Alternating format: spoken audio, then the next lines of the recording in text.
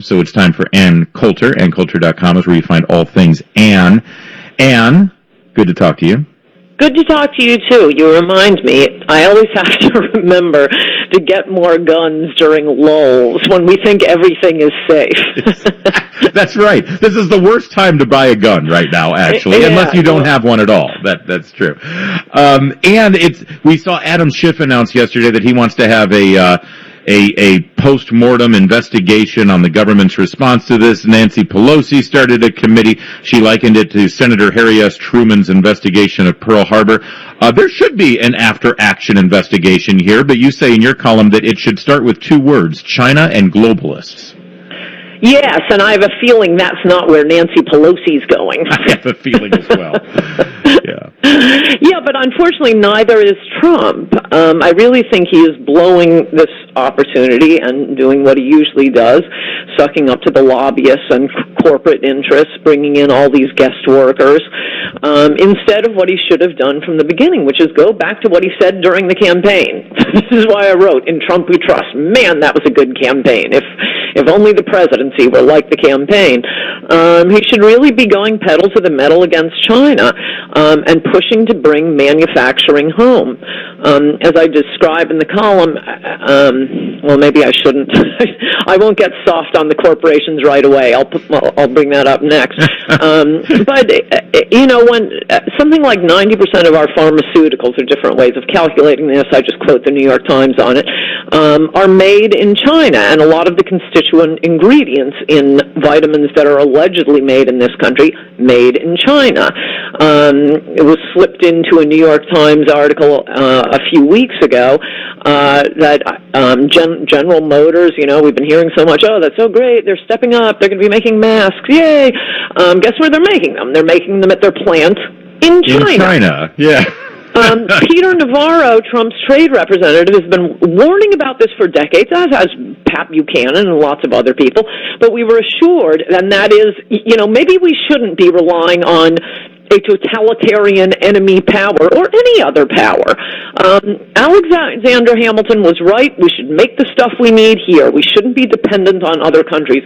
And oh boy, are we dependent on other countries for everything. All we do is sell stuff to one another. We could help corporations in this country by just getting people to recognize that whenever Democrats or Ivanka with her paid family leave, they act like they're the big saviors of the American worker. Oh, look, American worker, we're giving you something. We're giving you a minimum wage. We're giving you the capacity to hire a trial lawyer and sue your employer if you ever get fired. I mean, the legal costs alone make it extremely expensive to hire an American. If you look at this, from an economic perspective, which is what it is, a company is looking at, well, I can build the plant here in America, and hire Americans to do it, but the government keeps making that more and more expensive for me, with regulations, with OSHA, with filing, all sorts of paperwork requirements. And if I hire anyone who isn't an able-bodied heterosexual white male, if for any reason I fire that person, I got a lawsuit. Yeah. Yep. No, I know. And so these are the conditions that they're operating under. And by the way, I had Senator Cotton on yesterday. He's been pretty robust in his position against China on all of this. Yeah. And I asked him, I said, don't you think the president needs to use that bully pulpit to bully China a little bit on this? And to the senator's credit, he said, listen, what you just laid out there, all of the things that we are still dependent on them, are 90% of the components in our antibiotics. Until that's rectified, the president does sort of need to tread a line, because even through all of this, Anne, China has us over a barrel. Fair point. On the other hand, I think we could take that executive order that the government going forward will buy its pharmaceuticals from only American plants using American ingredients. That's hardly aggressive. Instead, I mean, in my opinion, we're getting. I do think that is a good point. We're getting the exact opposite from Trump.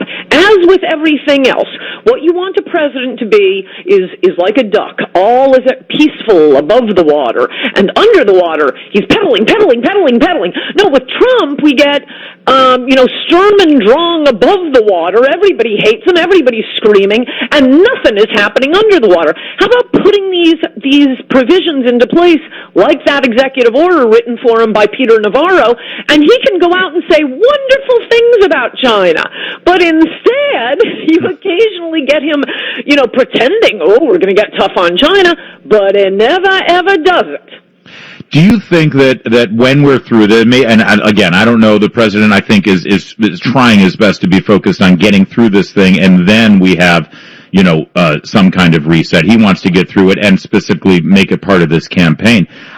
I mean, that would be a winning message, and actually, by the way, great for our country and the Western world if we actually decided this is it, no more relations with China until they join the rest of us. I go much beyond that. Let's make our own stuff. I do not think we should be dependent on other governments. Yeah. I not only want to employ my fellow Americans in doing things other than delivering and selling me stuff made in China, but I just think it's madness, whether it's China or another country. You never know what's going to happen in a country, a coup, a revolution. But let's just take China. What if we get in a war with them? They make all our steel.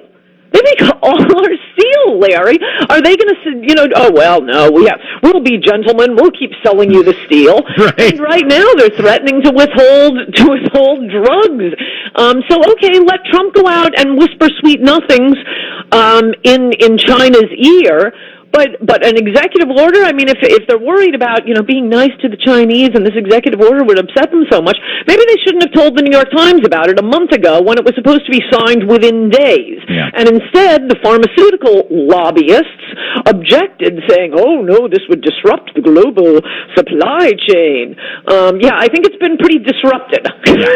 Yeah, we shouldn't have to worry about that anymore. No, I agree. Listen, I think there should at the very least be economic sanctions right now. I don't know why nobody's having a conversation about sanctioning China as a result of this. I'd wait. That one I go to your other argument on. I think we just deduct it from what we owe them.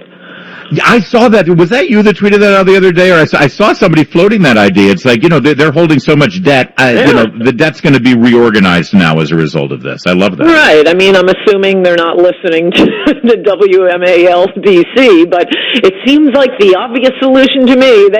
We owe them a lot of money. Well, oh boy, do they owe us after this.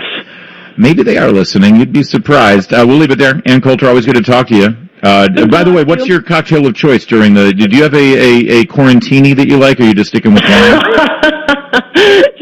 just the usual. That's all you're going to give us? Just the Yes. Chardonnay, I'm hoping. All right.